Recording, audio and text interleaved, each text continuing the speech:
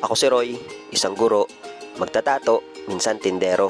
Pangarap kong yumaman at yan ang aking kikilusan. Kaya tara, samahan niyo ako. Di kayo inyong nabalitaan doon sa isa kong vlog na ako ay 2 araw na wala sa school ay aret ako'y papunta din pabalik na naman sa Isla Verde. Ang DepEd Regional Office ay merong monitoring di ang gagawin. Ay bakit naman kaya ako nakasama? Ay ako'y nayaya ng Sir Elliot at ang sabi nga daw ay magdo-document. Ay ang sabi kay siya, sigit, ako'y bitin nung una naming punta diyan Yan nga't malapit nang dumaong ang bangka naming sinasakyan. Ay ayon sa magiging monitoring ay pupuntahan daw ang lahat ng school diyan sa Isla Verde ay tuong ako'y excited. At ang unang nga pupuntahan ay ang Barangay San Andres kung saan nandoon ang Parang Cueva Elementary School kung saan ang Boy Scout ay nagkaroon ng payday noong nakaraang linggo. Ay sino-sino ang kasama namin diyan sa bangka. Kasama namin ang Regional Director Attorney Alberto T. Escobarte, ang Assistant Regional Director Dr. Loida N. Nidea, syempre ang Schools Division Superintendent ng Batangas City, Dr. Hermogenes Panganiban, ang Assistant Schools Division Superintendent, Dr. Catherine Maranan, at iba pang matataas na opisyal mula sa National Office, Regional Office at SDO Batangas City. Aringat kami nakababa ng lahat sa bangka. Nakatapak na naman ang aking mga paa sa Isla Verde. Ay kasaya. Ay sabi pa ng Sir Elliot kaya daw ako isinamay ako daw na may vlogger na. Ay ayan nga't kumuha na. Akala mo na may professional Ay pasalamat din at napasama din Ay di panibagong istorya at karanasan naman ang mabubuo. Ay pagdating sa Parang Cueva Elementary School at ari nga ang bumungad. Tamang-tama di pa ako nag-aalmusal. May tosino, pritong tilapia, tuyo, puto at kaping barako. Yan nga't ubos na, hindi na nabidyohan ang pagkain. Ay siya rin na lang kakain ng saging. Oy, parang unggoy Ay pwede ng Casta Planet of the Apes. Salamat ho sa masisipag na guro ng Parang Cueva Elementary School. Asikasong-asikaso kami Pagkakasarap ng mga pagkain nilantakan, busog na busog ako Ay siya, balik muna sa trabaho. Yan nga't kuha muna ng video. Sa mga sandaling yan ay nagbibigay na ng mensahe ang Regional Director. At first time in history na may Regional Director na bumisita sa Isla Verde. At nakatapos nga sa unang destinasyon ay mahaba-haba pang ayayin. Yan nga't kami pabalik na sa bangka papunta sa sunod na destinasyon. Bali ang sunod namin pupuntahan ay ang San Agustin Canluran Elementary School. At para makarating doon ay di sasakay uli ng bangka at pupunta doon sa mahabang buhangin. Ay ang sinakyan nga pala naming bangkay aring MB Sequin 1. Kapatid yata rin ng Sequin 2. Pagkababa namin sa mahabang buhangin ay diyan sasakay ng habal-habal. Alam nyo gayong habal-habal? Ang habal-habal ay di motorsiklo na ginagawang pasaherohan. Ang San Agustin Canluran Elementary School kasi ay malayo doon sa binabaan namin sa mahabang buhangin. Ay din sa Isla Verde para kay makarating sa mga medyo malalayong lugar or pabundok ay di kailangan mo sumakay ng habal-habal. Aringat ako'y nakasampa na. At pagkatapos nga na 5 minutong travel sa habal-habal ay aringat narating na ang San Agustin Canluran Elementary School. Ay kaganda ng pagsalubong, may mga pluglets pa. Ay ako na may nahihiya ding i-vlog ang mga bisita. Di are sa pagkain natin itututok ang camera. Ay ako hindi na masyadong kumain at ako ngay busog na busog pa sa Parang Cueva. Kaya are na lang, iinom na lang ng melon juice panawid uhaw. Ay minumog pa. Kagandang pagmasdan ng ganaring paligid. Bihadong nakakabawas ng init sa dami ng mga puno. At ramdam na ramdam mo yung preskong hangin na umiihi. Bihadong makakapag-concentrate ang mga bata dahil sa konti ng ingay na naririnig. Back to work na uli, magbibidyo muna ng isa. Salamat po sa Agustin Canluran sa mainit na pagtanggap. Pagkatapos ay sakay na uli ng habal-habal papunta naman ng San Agustin Silangan Elementary School. Yan nga't nakarating na, nandito na rin ang San Agustin Integrated School. Pagkakaganda rin ng school na are. Hindi ko na nabidyo ang pagsalubong at dahil nga ako'y nahuli sa pagsakay ng habal-habal. Ay kasaya ng pagsalubong dahil nandito din ang elementary, junior high school, senior high school, pati mga teachers.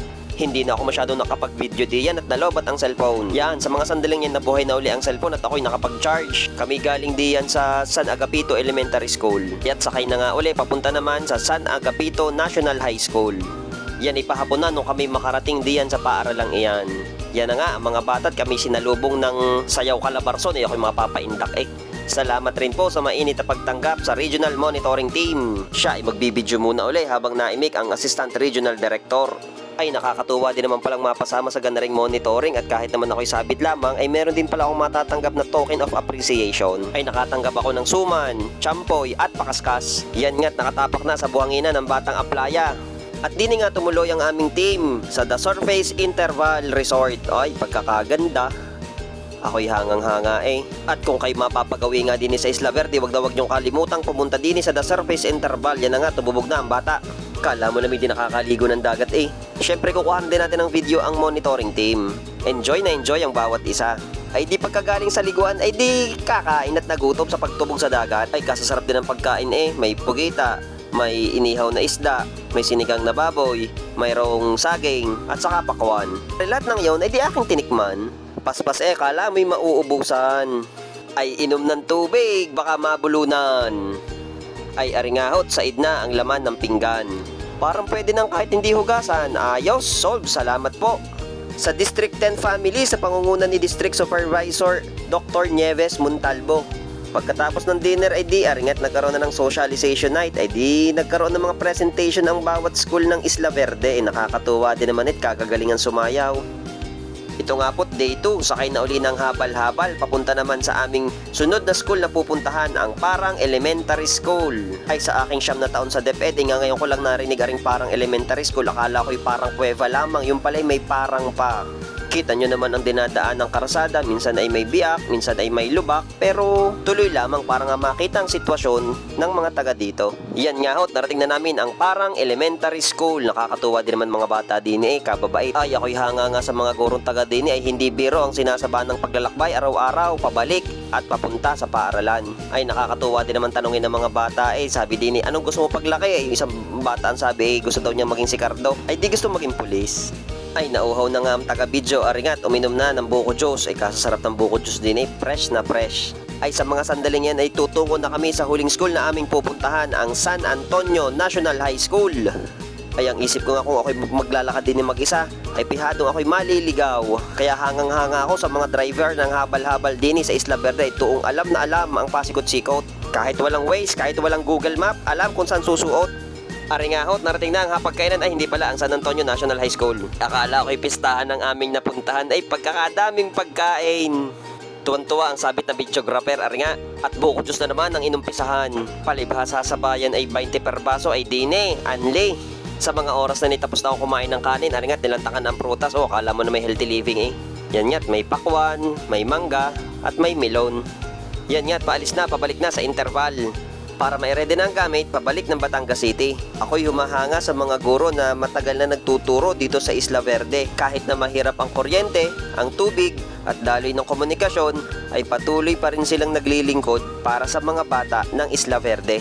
Hindi po matatawaran ang inyong mga dedikasyon, sakripisyong inaalay para sa paghahanda ng mga kabataan sa hinaharap. Tunay na kayo'y maituturing na mga bayani sa makabagong panahon.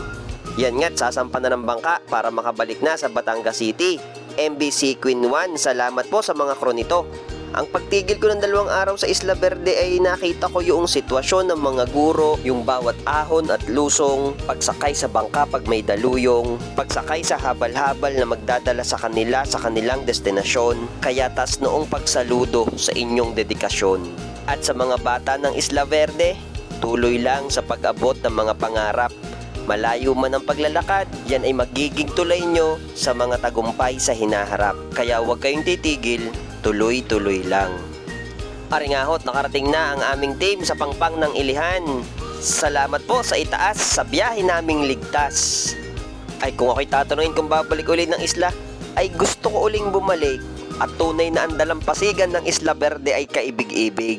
Ay napatula na Ay ito isang karanasan na namang hindi ko malilimutan sa aking buhay. Kung namang makasama ka sa regional monitoring kahit taga-video ay tuwa ko na. Ay siya, hanggang din na lamang ho. Salamat ho sa pagsama sa aking kwento. Ako si Roy, isang guro, magtatato, minsan tindero. Pangarap kong yumaman at yan ang aking kikilusan. Hanggang sa muli, paalam!